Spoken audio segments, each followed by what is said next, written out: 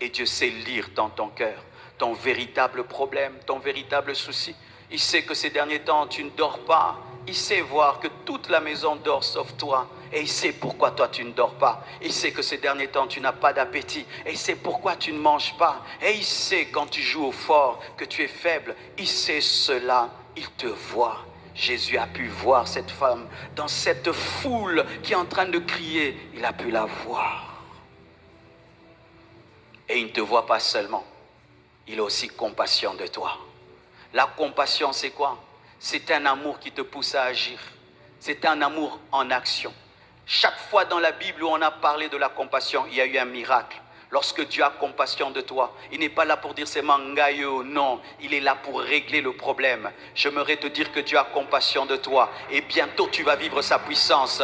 Lorsqu'il a eu compassion de Marie et Marthe, il a ressuscité Lazare. La compassion de Dieu précède le miracle, de la même manière que les motards précèdent le président. La compassion précède la puissance de Dieu. Il te voit et il a compassion de toi, c'est-à-dire il ressent ce que tu ressens. Il ressent ton vide. Il a ressenti le vide de cette femme. Que cette femme n'aura plus de vie. Elle n'aura plus envie de vivre parce qu'elle n'a plus rien. Il a pu voir. Il a pu sentir. Il a pu sentir. Il a pu entendre la voix intérieure de son esprit. Il a pu entendre son âme crier. Il a pu sentir. Quand tu pleures, il pleure. Quand tu as mal, il a mal. Et je vous dis, c'est vrai. Quand mon petit bébé pleure, des fois j'aimerais dire à Dieu, prends sa douleur, donne-la moi. Qu'il arrête de pleurer, qu'il dorme. Quand même si je suis dans un sommeil profond, s'il pleure, même s'il est en bas, je dois me réveiller. Des fois même il pleure pas, je l'entends pleurer. Pourquoi? C'est mon sang. Nous sommes créés à son image, à sa ressemblance. Nous n'avons pas un Dieu snob qui ne s'occupe pas de nous parce qu'il est en train de gérer le soleil et les étoiles. Dieu s'occupe de toi et il a compassion de toi. Nous ne prions pas un Dieu insensible. Nous ne prions pas un Dieu insensible. Il ressent ce que nous ressentons. Il eut compassion de cette femme. Il a senti la douleur d'une veuve. Et il a senti la douleur d'une veuve qui a encore perdu son enfant. Il a senti. Il a senti. Et il sent ce que tu sens. Ne dis jamais que Dieu ne me connaît pas. Ne dis jamais que Dieu ne me voit pas. Non, au-delà de te voir, il ressent ce que tu ressens. Il ressent ce que tu ressens. Il ressent même plus que toi ce que tu ressens. Ah. Et Jésus la vit. Et il fut ému de compassion pour elle. Et lui dit, ne pleure pas. Oh non Jésus, ça tu ne peux pas me dire. Comment je ne peux pas pleurer? Je n'ai plus de mari, je n'ai plus d'enfant. Comment tu peux me dire de ne pas pleurer? Le Seigneur te demande de ne pas pleurer parce que bientôt tu vas rire. Et tu dois opérer dans la foi pour vivre le miracle. Tu dois refuser d'avoir une attitude normale pour vivre le surnaturel. Tu dois accepter de te réjouir. Tu dois accepter de te réjouir avant de te réjouir pour te réjouir. Et tu dois arrêter le deuil pour que le deuil s'arrête. Tu dois arrêter le deuil pour que le deuil s'arrête. Tu dois être le pionnier de la fête pour que les autres entrent dans la fête. Tu dois accepter d'avoir le comportement d'une femme qui a récupéré son enfant alors que ton enfant est mort. Devant ton enfant, tu sèches tes larmes parce que tu crois qu'il va ressusciter. Il ne va pas ressusciter parce que tu pleures. Il va ressusciter parce que tu arrêtes de pleurer malgré qu'il est mort. Parce que la Bible dit, alléluia, la foi est une ferme assurance des choses qu'on espère, une démonstration de celles qu'on ne voit pas. Je ne vois pas mon enfant ressusciter, mais je sèche mes larmes. Je ne vois pas mon enfant respirer, mais je sèche mes larmes. Je ne vois pas mon enfant parler, mais je sèche mes larmes. Il est dans le cercueil, mais j'arrête de pleurer. C'est alors qu'il sortira du cercueil. Il est dans le cercueil et je suis mes larmes. C'est alors qu'il va m'appeler maman. Il est dans le cercueil, mais j'arrête de pleurer. C'est alors que je ne pleurais pas. Lorsque tu veux le miracle, tu dois opérer dans la folie afin que Dieu te touche. Donne-moi un amen. Alléluia. Ton problème, c'est que tu as posé cette condition à Jésus. Tu veux que j'arrête de pleurer, tu ressuscites mon enfant. Ça ne marche pas comme ça. Tu arrêtes de pleurer, il ressuscite. Tu entres dans la fête et la fête commence. Tu adoptes le comportement de la fête pour que la fête commence. Dieu attend voir ton sourire devant la mort. Dieu attend voir ton sourire devant le deuil. Dieu attend voir un comportement qui honore sa foi, sa puissance. C'est alors qu'il va opérer le miracle. Ne pleure pas. Ne pleure pas.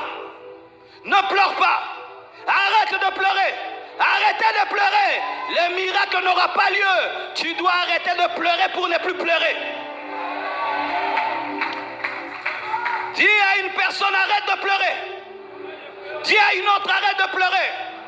Dis encore à quelqu'un d'autre, arrête de pleurer. Lorsque Dieu veut faire un miracle dans ta vie, il te donne un ordre fou.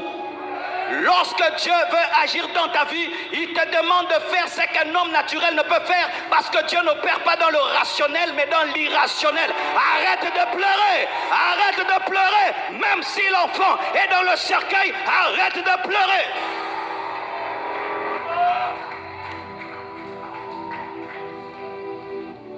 Je ne te demande rien. Arrête de pleurer seulement. Je ne te demande pas de rester ton enfant. Arrête seulement de pleurer. J'ai besoin de concentration. Tes pleurs sont en train de me distraire. Arrête de pleurer. Arrête de pleurer. Et tu vas me dire, pasteur, non, je ne peux pas y arriver. Comment Dieu peut me demander une chose qui est inhumaine? Ce serait un manque d'amour. Ton problème, c'est que tu es trop naturel. Tu es trop normal, c'est pourquoi tu as une vie normale. Mais lorsque tu vas avoir une vie surnaturelle, tu dois opérer dans la folie, parce que c'est la folie qui te permet de croiser Dieu. Arrête de pleurer. Imagine, toute la foule pleure, tout le monde se jette la cendre. La mère qui est la plus touchée, Jésus lui dit, arrête de pleurer et commence à danser. Être la seule personne qui danse dans une fête, c'est bizarre. Oui, au début, ce sera bizarre. Mais quand le miracle aura lieu, les gens comprendront que tu as compris ce qu'ils n'avaient pas vu. Tu dois être le pionnier de la fête pour que la fête commence. Tu dois être le pionnier d'un comportement de foi. Arrête de pleurer. Arrête d'être triste. Arrête de murmurer. Arrête. Quand deux enfants se chamaillent parce que l'un a cassé la voiture de l'autre, le jouet de l'autre, et qu'il est en train de pleurer. Papa, il a cassé mon jouet. Quand tu viens, tu lui dis, arrête de pleurer, je vais t'acheter un autre demain. Il arrête de pleurer ou pas? Il arrête de pleurer, pourquoi? Parce qu'il sait que papa a la capacité d'acheter. Et Jésus a la capacité de ressusciter. Ton enfant, arrête de pleurer. Si tu crois, arrête de pleurer. Si tu crois, arrête de pleurer. Si tu crois, arrête de pleurer. Arrêtez de pleurer, ce n'est pas arrêter de pleurer. Arrêter de pleurer, c'est avoir la foi de la résurrection. En soi, Jésus voulait lui dire, femme, crois-tu que je peux rester ton enfant? Oui, arrête de pleurer.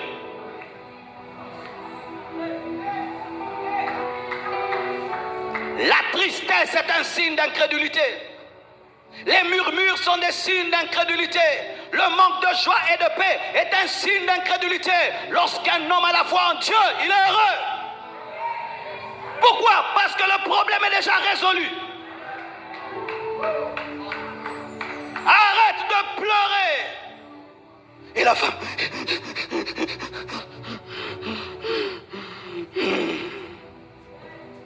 Quand elle arrêta de pleurer, Jésus s'approcha. Il s'approcha de quoi? De la mort. Et il toucha le mort. Alors qu'un souverain sacrificateur ne peut pas toucher un mort. Mais lui, il était souverain sacrificateur selon l'ordre de Melchisédek.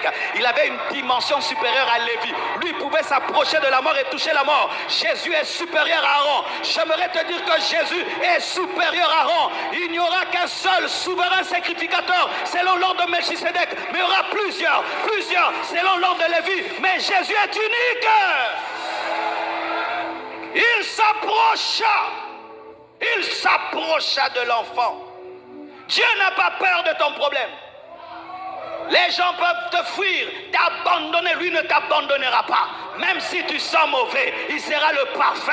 Même si tu es mort, il sera la vie. Même si tu es pauvre, il sera la richesse. Même si tu es faible, il sera la force. Il s'approcha. Je prie qu'il s'approche. Je prie qu'il s'approche de ton problème. Je prie que ton problème ressente la présence de Jésus. Je prie que ce cancer ressente la présence de Jésus. Je prie que la maladie ressente la présence de Jésus. Je prie que ta situation ressente la présence de Jésus. La Bible nous dit que la terre est informe et vide et l'Esprit de Dieu se mouvait au-dessus des eaux. Le tohu-bohu, le chaos sentait la présence de Dieu. Que la présence de Dieu se meuve sur ton problème.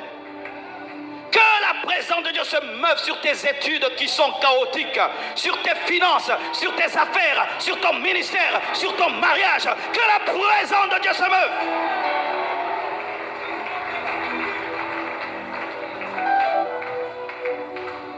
Arrête de pleurer. Elle arrête de pleurer, il s'approche. Et il touche. Quand il touche le cercueil, la puissance de la résurrection a commencé à opérer sur le mort. Je prie que ta prison appelée ton cercueil ressente la puissance de la résurrection. Je prie que ta maladie ressente la puissance de la résurrection. Je prie que la puissance de la résurrection secoue ta prison, secoue ta situation, secoue. La Bible nous dit, il toucha le cercueil. Il toucha la mort afin de transmettre la vie.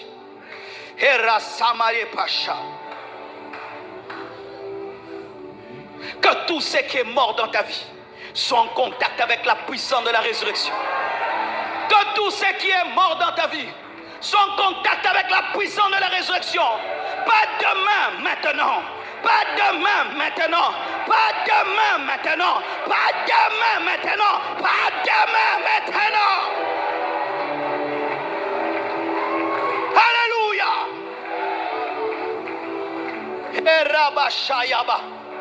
La Bible nous dit, lorsqu'il toucha le cercueil, ceux qui allaient l'enterrer s'arrêtèrent. Jésus, comme un roulage, vient régler la circulation dans ta vie.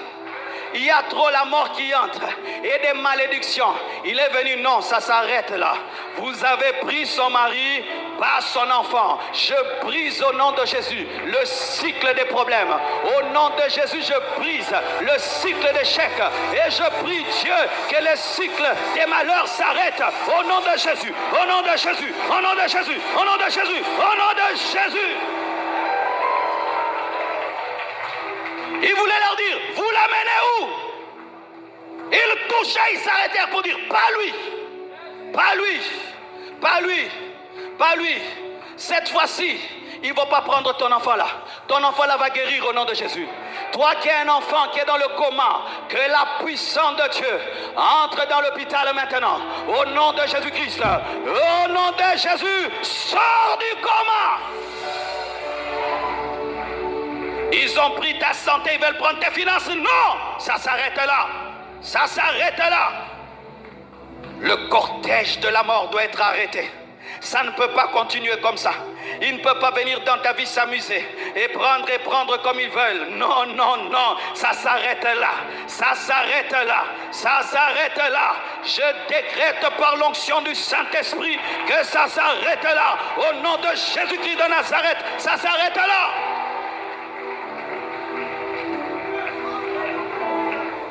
Ton premier enfant, il ne se marie pas, il engrosse. Le deuxième, il ne se marie pas, il engrosse.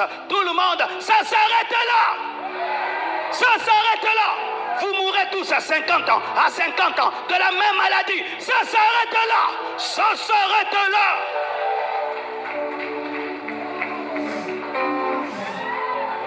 Il toucha et il s'arrêtait. Et il dit, jeune homme, je te le dis, lève-toi. Il est celui qui donne des ordres aux morts et les morts l'entendent. Il est celui qui amène à l'existence des choses qui n'existent point.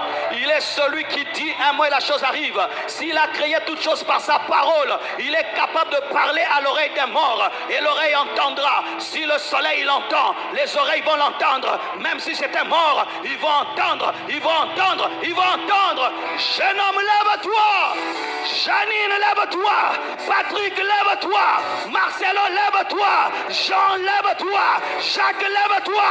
Lève-toi. Lève-toi. Hey, Marese Papa Yosholobra.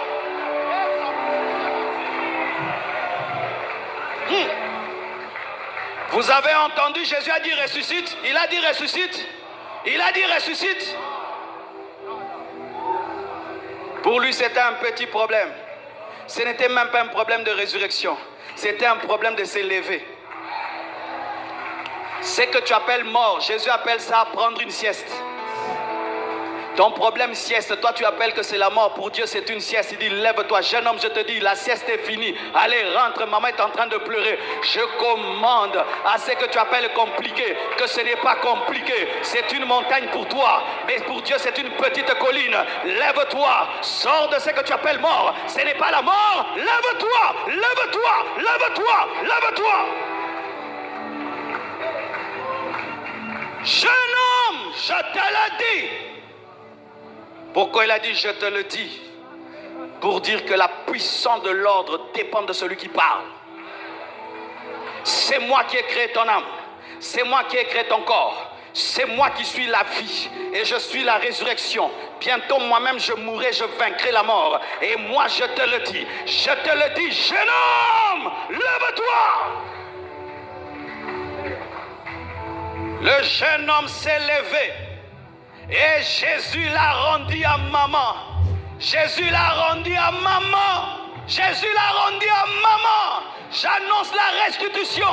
Tu récupères ce que tu as perdu. Récupère ce que tu as perdu. Récupère ce que tu as perdu. Récupère ce que tu as perdu. Récupère ce que tu as perdu. Récupère, récupère, récupère. Récupère ce que vous avez perdu.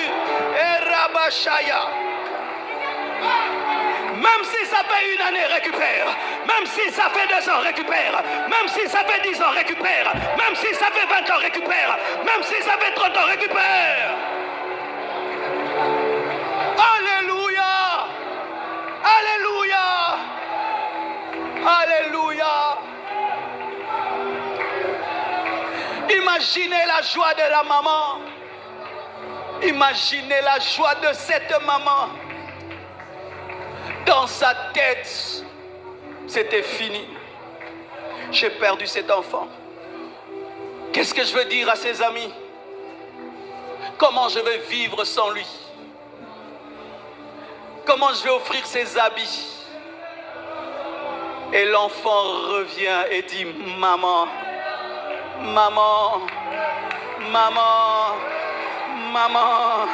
Ta destinée t'appellera maman. Ta destinée t'appellera papa. Ta destinée te parlera à nouveau. Maman, maman. Elle se disait qu'elle n'entendrait plus jamais le mot maman. Ce n'est pas perdu. J'aimerais parler à tous ceux qui pensent que c'est perdu. Ce n'est pas perdu. Tout ce qui est courbé peut être redressé. Tout ce qui est détruit peut être rebâti. Tout ce qui meurt peut ressusciter.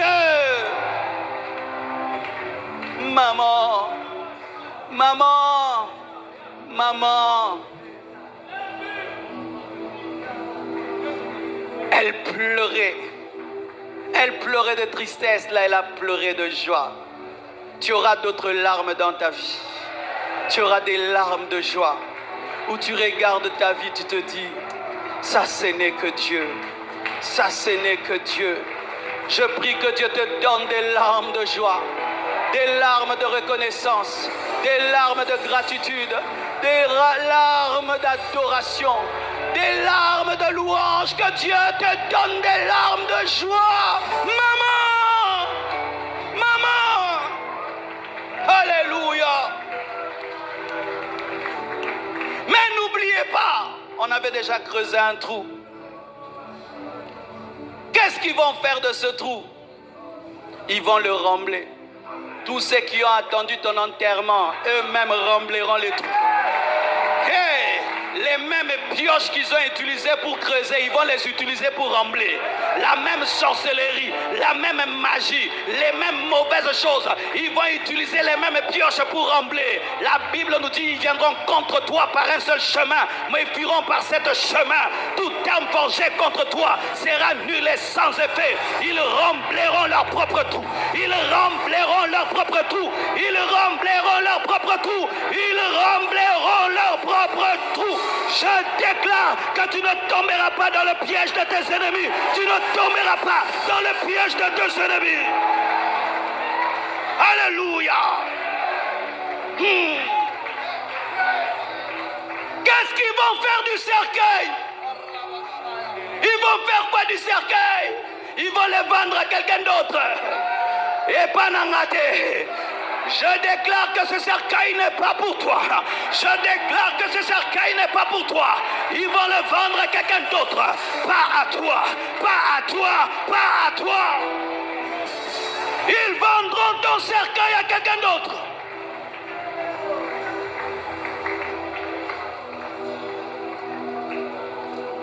Ils rendront l'argent qu'ils ont pris. Ils rendront l'argent qu'ils ont pris.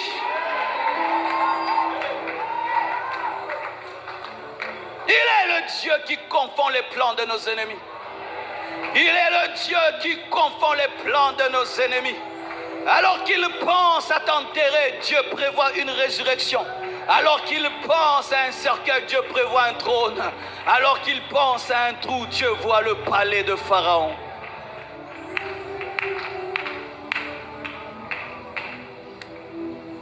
Ils étaient allés dans la tristesse en train de pleurer. Ils rencontrent un homme différent, extraordinaire, qui par sa lumière change le deuil en joie. Et lorsqu'ils sont partis, la foule du deuil et la foule de Jésus est devenue une. Et ils sont rentrés. C'était la louange, c'était l'adoration. Tous les gens qui étaient restés à la maison sont étonnés. Papy est rentré. Oh papy, qu'est-ce qui t'est arrivé? Il y a un jeune homme de 33 ans. Il est venu et il a dit un mot. Et voilà que je suis revenu. Je déclare que ta famille sera un témoignage pour Jésus. Je déclare que ta vie sera un témoignage pour Jésus. Les gens vont poser des questions et tu seras un panneau publicitaire de la puissance de Dieu, un panneau publicitaire de la fidélité de Dieu, un panneau publicitaire de la puissance de Dieu. Je prie que cela arrive aujourd'hui dans ta vie, arrive dans tes études, arrive dans ton mariage, dans ton ministère, dans ta sanctification, dans ta vie de prière, que cela t'arrive au nom de Jésus. Alléluia.